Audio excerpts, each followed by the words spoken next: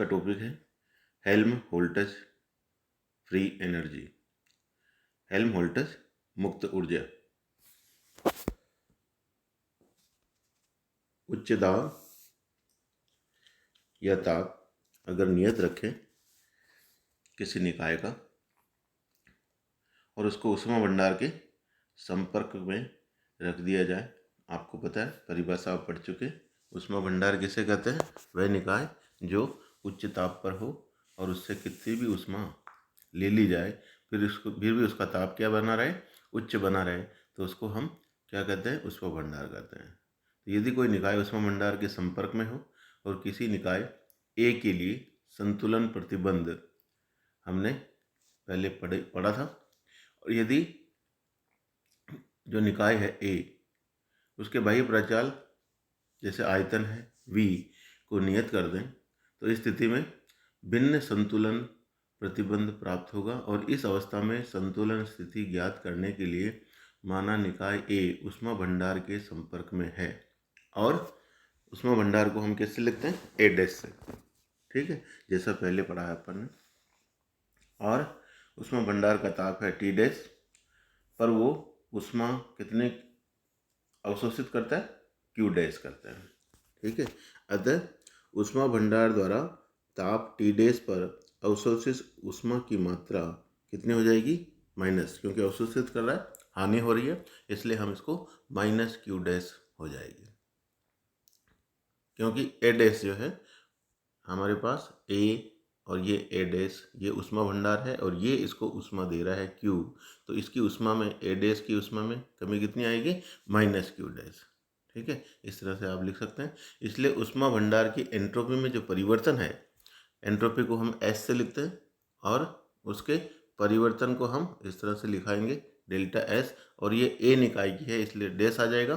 तो delta S dash उसकी entropy में परिवर्तन होगा और उसका मान क्या होगा? दी गई ऊष्मा अपॉन ताप, तो वो दी गई ऊष्मा है -Q डैश, इसलिए यहाँ पे डेल्टा S डैश को किससे बता रहा है? -Q dash upon T dash. और ये ऊष्मागतिकी के द्वितीय नियम से आया। और ऊष्मागतिकी के प्रथम नियम में यदि नियत आयतन वाले निकाय A द्वारा अवशोषित ऊष्मा Q डैश निकाय की आंतरिक ऊर्जा में वृद्धि के तुल्य के बराबर होती है। ऊष्मागतिकी का प्रथम नियम क्या है? हमें पता है, किसी निकाय को दी गई ऊष्मा डेल्टा Q = उसकी आंतरिक ऊर्जा में परिवर्तन और किए गए कार्य के बराबर होती है। अब आयतन नियत है इसलिए डेल्टा W तो क्या हो जाएगा? 0, क्योंकि PdV होता है, ठीक है, इसलिए ये 0 हो गया। तो दी गई ऊष्मा सीधे उसके किए गए जो भी आंतरिक ऊर्जा में परिवर्तन है उसके तुल्य होगी।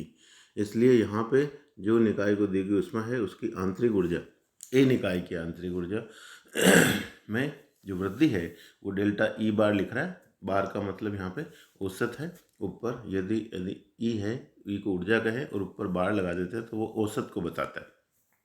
तो उसकी ऊर्जा में जो वृद्धि है उसका औसत मान है Q डैश डेल्टा E बार लिख सकते हैं, जिससे इसको यहाँ पे हम ऊपर वाले समीकरण में शिफ्ट कर देंगे। तो डेल्टा S डैश किसके बराबर हो जाएगा? -Delta E bar upon T dash.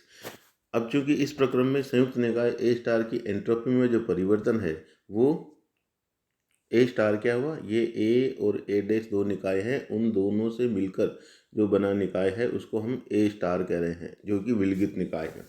उसकी एंट्रोपी में परिवर्तन A निकाय की एंट्रोपी में परिवर्तन और A डैश निकाय की एंट्रोपी में परिवर्तन के योग के बराबर होगी। डेल्टा S डैश का मान यहाँ से रख देंगे, तो delta S star = delta S - delta E बार। यहाँ पे ये एलसीएम ले लेंगे और T डैश एलसीएम लेने के बाद T डैश उधर मल्टीप्लाई हो जाएगा और ये हमारे पास माइनस कॉमन लेने के बाद ये सूत्र आ जाएगा। चूँकि ऊष्मा भंडार का ताप T डैश नियत रहता है, अतः delta S star = delta E bar - T dash S। और निकाय A के लिए ये जो ब्रैकेट में जो मान लिखा है यहाँ पे ऊर्जा में परिवर्तन को बता रहा है, और इसको ऊर्जा की इकाई होगी इसलिए इसको एक नया फलन दे दिया कैपिटल F और उसको लिख दिया E bar - T dash S। ये यहाँ पे आप लिखेंगे तो क्या होगा? Delta S star equal to minus delta F upon T. चूँकि निकाय ए के संतुलन के लिए आवश्यक होता है कि संयुक्त निकाय की एंट्रोपी एच स्टार अधिकतम हो। हमने क्या कहा था, ए निकाय है, ए डैश, दोनों के बीच में इंटरेक्शन हो रहा है और दोनों से मिलकर बना जो निकाय है ए स्टार वो विलगित निकाय है। ठीक है, तो इन दोनों की जो एंट्रोपी है, ये दोनों यदि इसमें से ऊष्मा का आदान प्रदान होता है और संतुलन अवस्था के अंदर इसकी एंट्रोपी अधिकतम होती है। ठीक है, तो यहाँ पे ए स्टार को क्या लिख दिया इन्होंने, मैक्सिमम लिख दिया। कब लिख सकते हैं ये, संतुलन अवस्था के लिए। ये एक बेसिक कंडीशन होती है और हम जानते हैं अधिकतम मान को हम क्या मानते हैं, कांस्टेंट मानते हैं, अधिकतम और न्यूनतम। तो उस स्थिति में इसका जो परिवर्तन का मान है, अवकलन का ए स्टार का अवकलन करें या उसमें परिवर्तन करें, चूँकि कांस्टेंट है तो उसका परिवर्तन क्या आएगा, जीरो आएगा या धनात्मक मान होगा। तो हम इसको greater than equal to zero लिख सकते हैं। और ये ऊपर समीकरण में यदि ये जीरो से अधिक है तो डेल्टा एफ क्या होना चाहिए, क्योंकि माइनस आ रहा है तो यहाँ पे टी तो चाप है, वो तो नेगेटिव हो नहीं सकता, तो डेल्टा एफ क्या हो जाएगा हमारे पास नेगेटिव होना चाहिए या less than equal to zero होना चाहिए। उस स्थिति में हम कह सकते हैं एफ न्यूनतम आ जाएगा। ग्रेटर देन इक्वल टू होता तो ये एफ मैक्सिमम होता, लेस देन इक्वल टू है इसलिए एफ न्यूनतम हो जाएगा। तो ये कंडीशन आ गई कि यदि ए और ए डैश, ठीक है, दो निकाय हैं जिसमें ए डैश क्या है, ऊष्मा भंडार है, ए एक नियत आयतन पर जो निकाय है वो उसके संपर्क में आता है और ऊष्मा का आदान प्रदान होता है। उस स्थिति में संतुलन प्रतिबंध कहता है कि यहाँ पे नियत ताप एवं दाब के ऊष्मा भंडार के संपर्क में है और उसका आयतन नियत है, तो स्थायी साम्यावस्था के लिए आवश्यक होगा कि उसके लिए जो फलन है कैपिटल एफ, उसका मान क्या हो, न्यूनतम हो। और समीकरण 5 जो आ रही है आपके पास, उसमें एफ की जो डायमेंशन है वो ऊर्जा की है, इसलिए इस फलन को हम नाम दे दिया हेल्महोल्ट्ज़ फलन कहते हैं या हेल्महोल्ट्ज़, क्योंकि ऊर्जा है इसलिए इसको हेल्महोल्ट्ज़ ऊर्जा कहते हैं। आगे हम गिब्स फलन भी पढ़ेंगे, ये यहाँ पे आ गया, लेकिन अभी इसको हमने नहीं पढ़ा इसलिए हम बाद में कंसिडर करेंगे। इससे इसको भी हम जोड़ सकते हैं कि गिब्स फलन से इसका रिलेशन क्या होता है।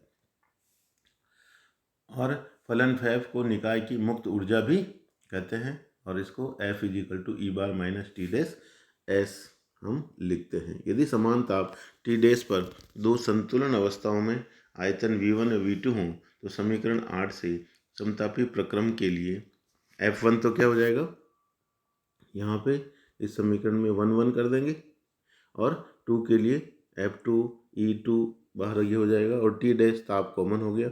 ऐसी स्थिति में दोनों को माइनस करेंगे तो हमारे पास ये समीकरण आ जाएगी और इस तरह से F1 माइनस S1 और S2 के मान हमें पता है आयतन के रूप में।